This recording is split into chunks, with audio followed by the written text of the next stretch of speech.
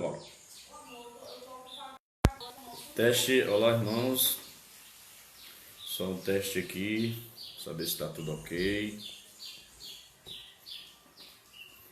Vamos iniciar daqui a pouco nosso assunto de hoje, sobre a mãe do rei Davi. Estou organizando aqui as minhas anotações, material aqui, daqui a pouco nós começarmos, certo? Uma Juliana entrou aí, só testando aqui a live, está tudo ok, tá bom? O Wagner, todo o pessoal já estão aí curtindo, glória a Deus, tudo ok, né? Então, vamos agora iniciar aqui a nossa live, como eu prometi, sobre a mãe de Davi, certo? Não sei se você já ouviu falar da mãe de Davi. Eu vi alguém falando que hoje um menino de 7 anos, uma criança de 7 anos, ela tem à sua volta mais informações do que Sócrates, Aristóteles, né, e todos aqueles filósofos no seu auge. Porque hoje tudo que você quer saber de informação, você tem muita tecnologia ao seu redor.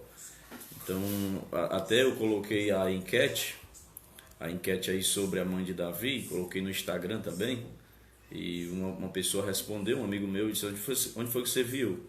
Aí ele disse: no Google tem tudo. Então nós estamos rodeados de informações. Hoje a pessoa fica leiga se quiser, não é isso? Então o intuito deste grupo é para a gente aprender um pouco mais, repassar alguma informação das escrituras, né? E eu estava estudando um pouco sobre a mãe de Davi, juntei aqui algumas informações, fiz algumas anotações e nós vamos iniciar agora. Em primeiro lugar, a Bíblia ela não menciona o nome da mãe de Davi, certo? Nós não temos claramente o nome da mãe de Davi na Bíblia, porque nós temos aqui o texto bíblico, a Bíblia, o canon bíblico ele está fechado, então não dá mais para acrescentar e nem tirar nada. O cânon bíblico ele já fechou, inspirado por Deus. É por isso que existem outros livros, né, apócrifos, principalmente na Bíblia católica. Existem muitos outros evangelhos escritos, ou evangelhos conhecidos como os evangelhos perdidos, que eles não foram incluídos no cânon, né, no volume. Por quê? Por não ser livros que são 100% ou inspirados mesmo por Deus. Mas o que é que esses livros eles nos traz de benefício? Ele vai nos trazer benefícios literários e vai trazer-nos benefícios históricos. Então, livros apócrifos eles vão servir apenas para isso, para algo literário, para poesia, né? Poesia judaica, e também para algo histórico. Vai mencionar alguma coisa ali de história e quem estuda a Bíblia vai se aproveitar de uma informação que esses livros nos repassam. Agora, onde é que está mencionado o nome da mãe de Davi? O nome da mãe de Davi não está em livros apócrifos, né? Nem na Bíblia católica, nesses outros livros que tem nas Bíblias católicas, não. O nome da mãe de Davi vai estar escrito no Talmud. O que é o Talmud? O Talmud é um livro dos judeus, certo? É um livro de comentários rabínicos, judaicos. Então, o Talmud ele tem um peso muito forte na questão histórica. Por quê? Porque a Bíblia ela veio dos judeus, né? Então, a cultura a qual foi escrito a palavra de Deus, a Bíblia, foi na cultura judaica. Então, na questão histórica, você pode estudar a questão judaica. Claro que vai ter muitas lendas, vai ter muitas fábulas, mas a questão histórica em si vai nos ajudar muito para uma informação de peso. Então, segundo o Talmud, tem até a referência, Mas Baba Batra 91a 33, vai mencionar o nome da mãe do rei Davi. Então, lá no Talmud vai dizer que a mãe de Davi chamava-se Nisbet ou Nisevet, certo? Filha de Adael. Agora, a pergunta é a seguinte: por quais motivos a Bíblia ela não menciona o nome da mãe de Davi? Existe a forte crença de que há uma história muito desonrosa na questão da mãe de Davi, ou seja, a Bíblia ela tem uma dessas razões, e essa razão é que ele vai omitir um episódio de vergonha, um episódio desonroso sobre a mãe de Davi. E existe uma forte crença que isto realmente aconteceu.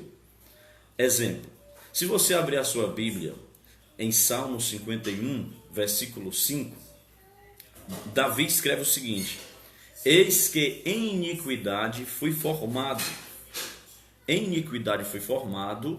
e em pecado me concebeu a minha mãe. Observe, em iniquidade ele foi formado e em pecado ele foi concebido, e ele menciona a sua mãe, por minha mãe. Então, o que é que se acredita? Acredita-se firmemente que este pecado que Davi está se referindo é o pecado original de Adão e Eva, certo? Muitos da teologia, esta crença tem crescido fortemente. Não, que foi o pecado original, o pecado de Adão e Eva, pela sua desobediência, de comer da árvore do conhecimento do bem e do mal, do fruto da árvore e tal. Então, essa crença ela tem crescido fortemente entre a teologia, porque não se encontrou ainda uma explicação lógica para este versículo declarado pelo próprio Davi. Mas vai existir argumentos muito fortes que vão negar o argumento aí do pecado original. Porque o pecado que Davi menciona aí, você observa que não é em si o pecado original, o pecado de Adão.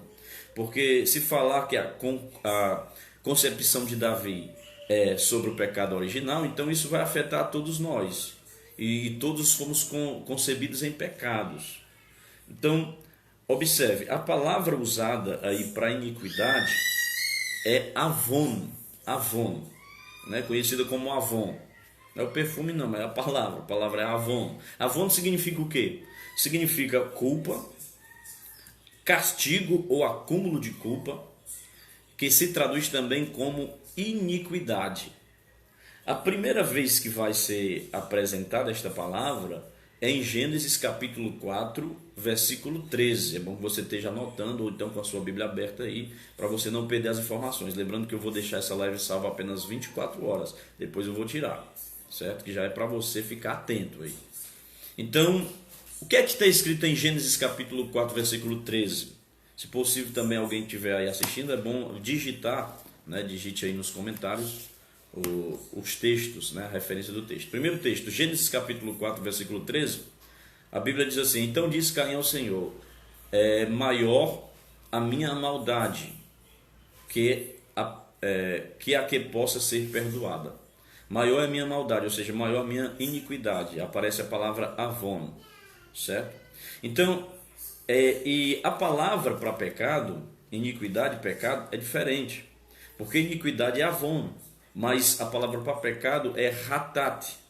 Ratat. Ela vai aparecer, essas duas palavras vão aparecer em Isaías capítulo 6 e versículo 7, que diz assim: e com a brasa tocou a minha boca e disse, eis que isto tocou os teus lábios, e a tua avon, a tua iniquidade foi tirada, e expiado o teu ratat, expiado o teu pecado. Então, existem as duas palavras no mesmo texto, né? Quando o anjo pega a tenaz do altar, uma brasa viva, e coloca na boca de Isaías para purificar ele da iniquidade e expiar o pecado.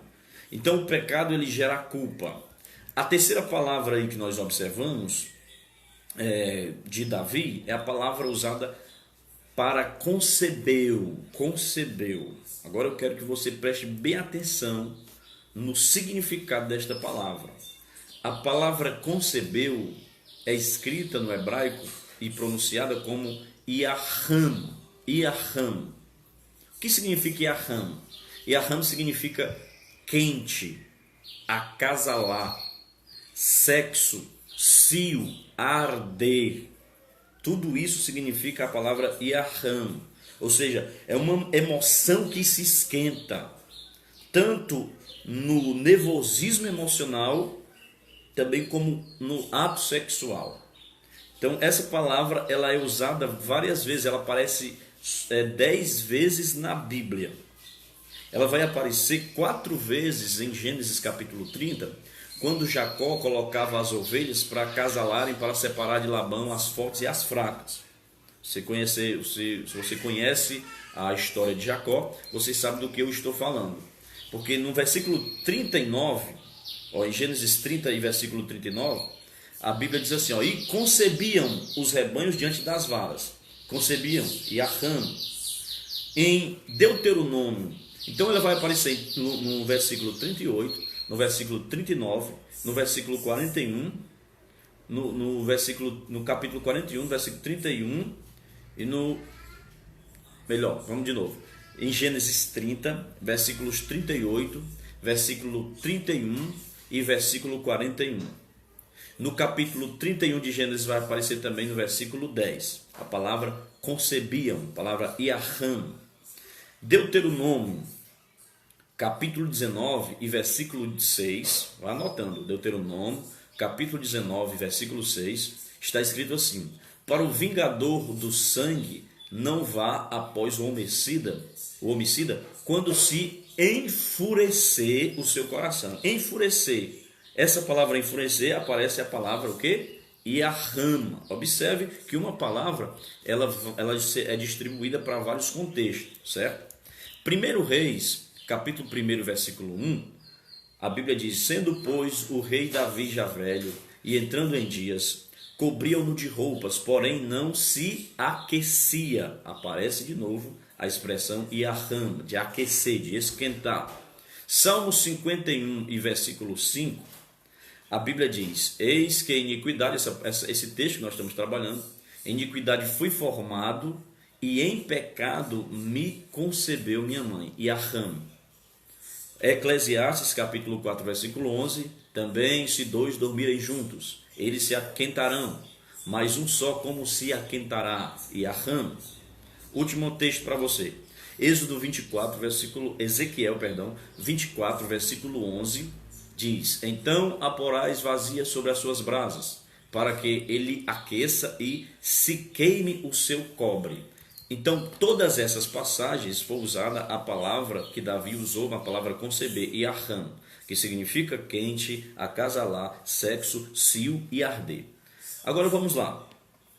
Em outras palavras, Davi, ele está dizendo o seguinte, porque nessa passagem ele está se referindo aqui o momento do sexo em que a mãe dele engravidou. Em outras palavras, ele está dizendo: em culpas eu nasci, e em pecado engravidou a minha mãe. Em culpas eu nasci, e em pecado, em iniquidade, em pecado engravidou a minha mãe. Então Davi ele está falando aí exclusivamente da sua mãe, certo?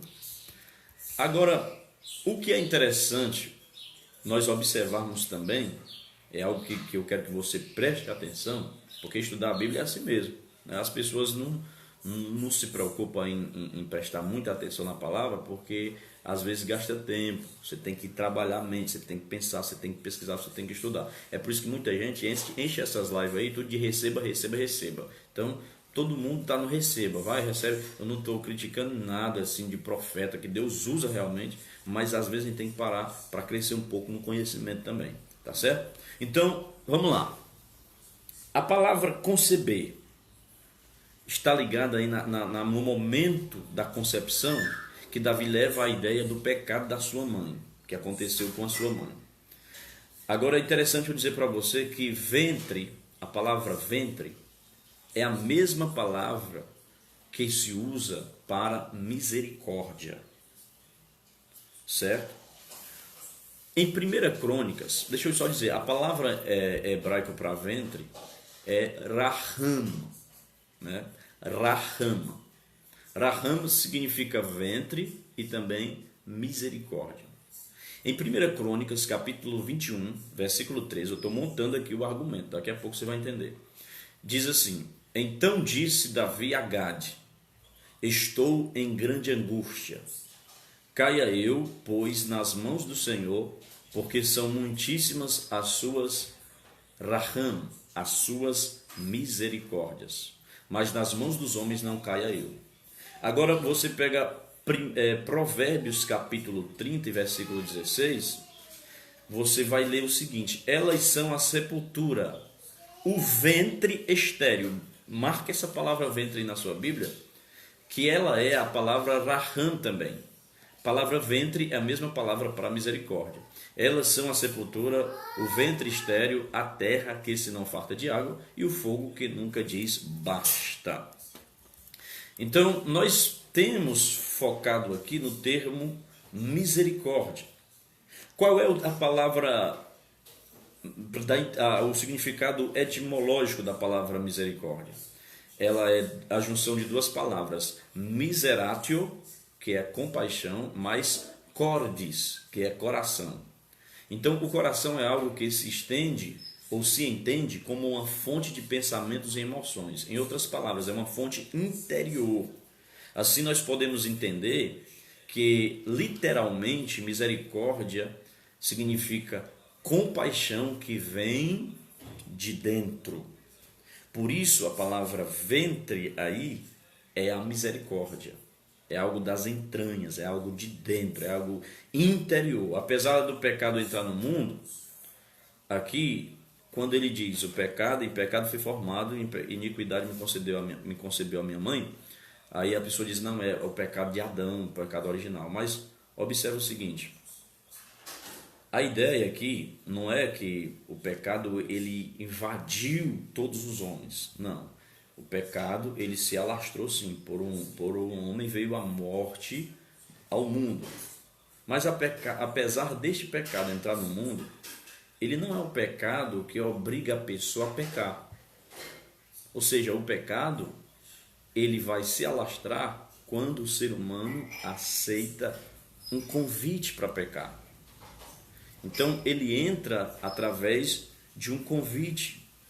Então, se todos pecaram e aceitaram o convite, todos decidiram o prazer do pecado diante de uma desobediência a Deus.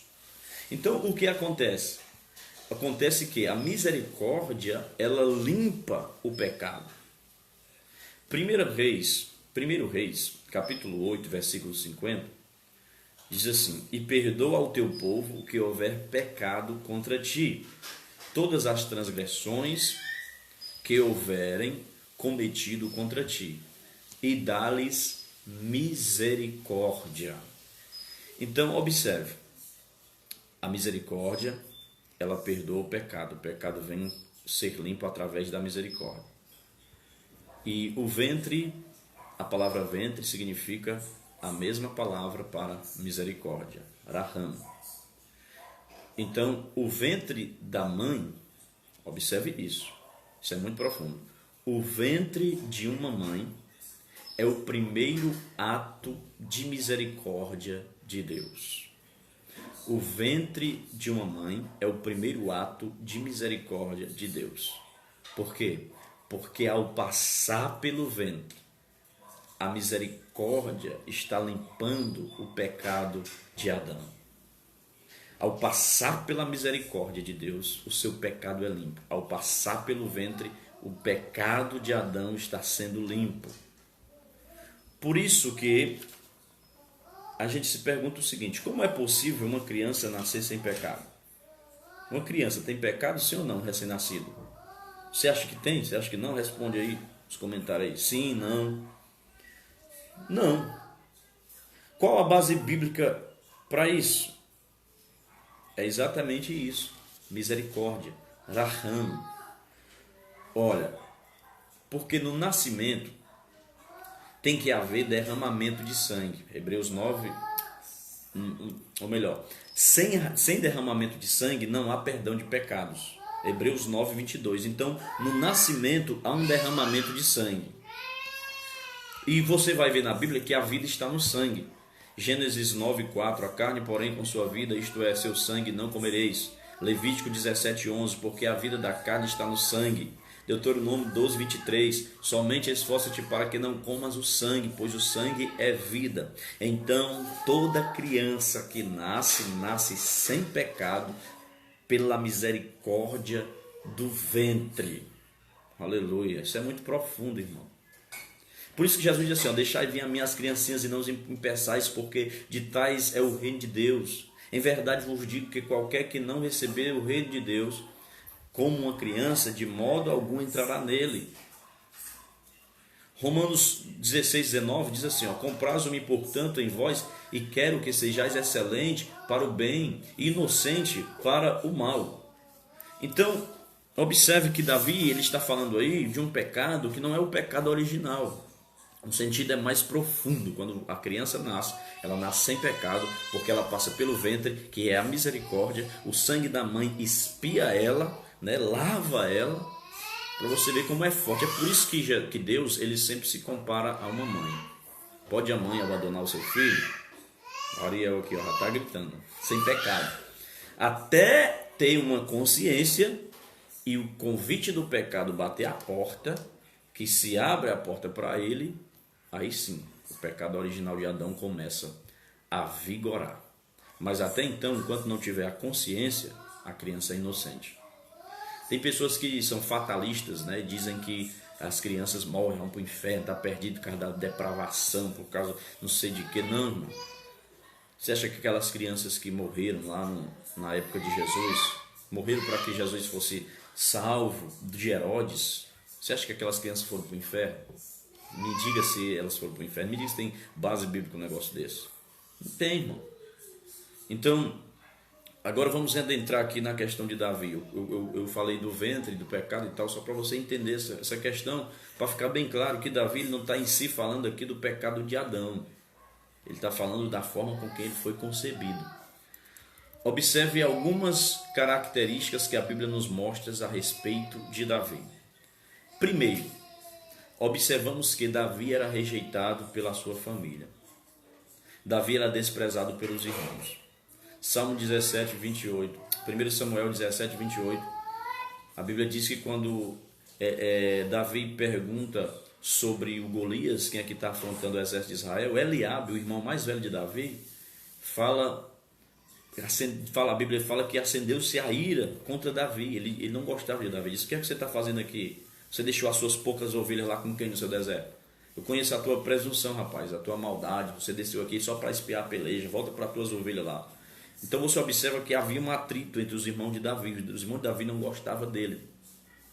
Observe também que Davi, além de ele ser desprezado pelos irmãos, Davi também era desprezado pelo seu pai. Porque o pai mandou chamar todos os filhos para participar do sacrifício, exceto o coitado de Davi. 1 Samuel 16, versículo 5, quando Jessé chega, que os anciãos perguntam, você é de paz a tua vinda? Ou é de guerra, é de mal? Ele diz, não, a minha vinda é de paz, eu vim sacrificar. E vim santificar Jessé e os seus... Ele santificou a Jessé e os seus filhos e convidou ao sacrifício. Então, quando ele diz, chama os teus filhos, Jessé ele não convida Davi como filho. Ele chama todos os filhos, mas ele não chama Davi. Menos Davi comparece ali. Observe 1 Samuel 16 e 10. Diz assim, assim fez passar Jessé a seus 7 filhos diante de Samuel. Porém Samuel disse a Jessé, o Senhor não tem escolhido a estes. Versículo 11. Disse mais Samuel a Jessé, acabaram-se os moços? Aí Jessé foi, deu uma de abestada e disse, ainda falta o menor, que está apacentando as ovelhas. Disse, pois, Samuel a Jessé, manda chamá-lo, porquanto não nos assentaremos na mesa até que ele venha. Meu Deus. Outra coisa, a Bíblia ela vai marcar 2 vezes que Davi era ruivo. Ou seja, ela mostra que tinha algo diferente com ele. Porque no versículo 12 do capítulo 16 de 1 Samuel, diz assim, ó, manda chamá-lo e fez entrar. Aí a Bíblia faz questão de dizer, e ele era ruivo e formoso de semblante. 1 Samuel 17, versículo 42, quando ele vai contra o filisteu, o gigante olha para ele e despreza ele. Por quê? Por que ele desprezou? Porquanto era moço, ruivo e de gentil aspecto. Então, ruivo na cultura judaica é alguém que era estrangeiro, era alguém de uma etnia diferente. E nessa época se marcava muito a diferença da questão da aparência. Na cultura judaica é tido como algo anormal, como se fosse filho de uma estrangeira, sendo algo não visto com bons olhos pela comunidade. Se você abrir a sua Bíblia lá no Cântico dos Cânticos de Salomão, a mulher vai dizer assim, a amada, vai dizer assim: não olheis por eu ser morena, porque eu tenho trabalhado no sol e o sol me queimou. Essa é a minha aparência por causa do sol. Ela faz questão de dizer que ela não era morena, não naturalmente. Então, quando a Bíblia aponta para Davi, estava dizendo que ele era um menino diferente dos demais irmãos. Agora, existe algumas teorias, estou finalizando, sobre a mãe de Davi. Alguns dizem que teorias. Alguns dizem que ele era filho de uma concubina, serva ou outra mulher em adultério. A palavra culpa e pecado na hora do ato sexual indica a clássica ideia de adultério. Essa palavra que diz: em culpa me concebeu a minha mãe, em culpa fui gerado, em iniquidade me concebeu a minha mãe, ela traz uma ideia clássica. Isso aí já não é mais apenas uma teoria, mas o sentido do texto ali indica uma ideia clássica do adultério. E isso explica por que Davi era desprezado pelos seus irmãos. Isso explica por que Jessé escondeu ele. Porque Deus é assim, irmão. Às vezes a gente tenta esconder um pecado, alguma coisa ali que vai, né? Mas Deus vem e traz um profeta e está lá no quintal, está escondido, lá de trás das ovelhas. Aí aparece. Não tem como esconder, irmão. O profeta foi lá e ele chamou todos os filhos. Não, está aqui meus filhos, mas faltava um filho, que era o Davi. Deus vai e esfrega na cara de Jessé e diz: olha só, eu sei da tua história. Então, outra teoria diz que Davi era filho da sua mãe, mas com uma história de engano interessante. Segundo o texto As Lendas Judaicas, né, por Louis Ginsberg, e o portal judaico Nitvet, ou Nitzevet, a mãe de Davi, conta-se a seguinte história. Nitzevet soube que o seu marido iria se deitar com uma das suas servas. Então, ela decidiu tomar o seu lugar, se disfarçando de escrava. Jessé se deitou com ela e ficou grávida de Davi. Ao longo dos meses, a gravidez de Nitzevet começou a ser visível e foi mal vista pelos seus próprios filhos, que queriam a morte da mãe adúltera, junto com o filho no ventre. O pai interveio e pediu para não ser tocada. Ela optou em não publicar o pecado do seu esposo como troca de que o seu filho fosse um grande homem de Deus na história do povo. Após o nome de Nitzevet ficar sujo, toda a linha de Jessé ficou comprometida. A linhagem de Jessé ficou comprometida e a família toda foi marcada como impura. A própria cultura acusa este escândalo como consequência de Boaz ter casado com Ruth, um casamento que contrariava a lei, porque Deuteronômio 23:3 diz que nenhum amonita nem moabita, Ruth era moabita, entrará na congregação do Senhor, nem ainda a sua 10ª geração entrará na congregação do Senhor eternamente. Então, isto explica a razão pelo qual o livro de Ruth termina em Jessé. Mas eu quero que vocês saibam e fique bem claro que isto é apenas uma lenda sem comprovação. É um pensamento, é uma das várias teorias que nós temos ao nosso alcance a respeito da vida da mãe de Davi. Então, o que a Bíblia nos deixa bem claro é que o próprio Davi, ele refere-se à sua mãe como uma serva de Deus. Então Davi, ele sabia que a sua mãe era serva de Deus, porque em Salmo 86, versículo 16, a Bíblia diz assim: volta-te para mim, Davi escrevendo, e tem misericórdia de mim, dá a tua fortaleza ao teu servo e salva o filho da tua serva. Em Salmo 116, o versículo 16, Davi diz: o Senhor deveras, sou teu servo, filho da tua serva, soltartes as minhas ataduras. Então, isto não vai contradizer a lenda judaica. Mas somente ensina que Davi, ele sabia que quem era verdadeiramente a sua mãe. Ele deixa bem claro que a sua mãe era uma serva de Deus. Agora, para mim finalizar, nós vamos observar o seguinte. Há um nome que é mencionado na Bíblia de uma mulher chamada Naás. Existem duas pessoas com o nome Naás na Bíblia. A primeira pessoa é um homem, a segunda é uma mulher. Então, quando você lê 2 Samuel 17, 25, 1 Crônicas, capítulo 2, vai anotando aí, versículo 15 a 16, e 2 Samuel, capítulo 19 e versículo 13, você vai ver algumas referências. Aí, em 2 Samuel, capítulo 16, versículo 25, a Bíblia vai dizer que Abigail era filha de Naás, que essa Naás era a mãe de Davi. Então Naás teve 3 filhos. Ela teve o Davi, uma mulher chamada Zeruia e uma mulher chamada Abigail, certo? Então, desses filhos, Davi, ele volta-se para um rapaz, em 2 Samuel capítulo 19, versículo 13, chamado Amasa, né? Que ele diz assim, que ele é sangue do sangue dele, que é filho de uma das irmãs dele. Então esse menino é sobrinho de Davi, ele faz questão de dizer que ele faz parte da família de Davi. Então, se esse menino é filho de Abigail ou é filho de Zeruia, a Bíblia deixa bem claro, deixa eu ver aqui, vou ler aqui. 2 Samuel 19, 2 Samuel 19,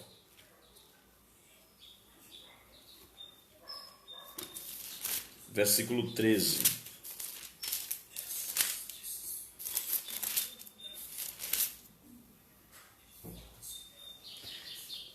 E a Amasa direis, porventura não és tu meu osso e minha carne? Assim me faça Deus e outro tanto, se não fores chefe do arraial diante de mim, para sempre, em lugar de Joabe. Então, esse osso do meu osso e carne da minha carne, todas as referências que aparecem isso aí, está ligado à família. Agora, para finalizar, o nome da mulher é Naás. Só que Naás significa serpente, cobra. Este nome pode não ser um nome próprio. Esse nome pode ser alguém que tentou desmoralizar Nitzebete e disse, aí vai a serpente, a mulher adúltera, a mulher que tem um caso com Jessé, a mulher que envergonhou a linhagem da sua família, não é? Nitzebete pode ter recebido a alcunha, o epíteto ou o apelido pejorativo e desmoralizado de serpente. Então são informações que é importante, curiosidades bíblicas, é interessante você estudar, você está a par, né? Então estude a palavra. O intuito deste grupo é isso, é você estudar a palavra. Trarei mais assuntos, espero que você tenha gostado. Se gostou, comente alguma coisa, né? Aí, se tiver algum tema específico que você quer que a gente trate aqui, a gente vai analisar e a gente vai trazer mais na frente mais temas para você, para a gente estudar junto. Tá ok? Mas o que é interessante é que nada disso impediu o plano de Deus. Nada disso impediu de Davi ser o maior dos reis de Israel, o homem segundo o coração de Deus, porque Deus é perito em transformar a maldição em bênção. Que Deus te abençoe e até a próxima, se Deus assim nos permitir. Um abraço.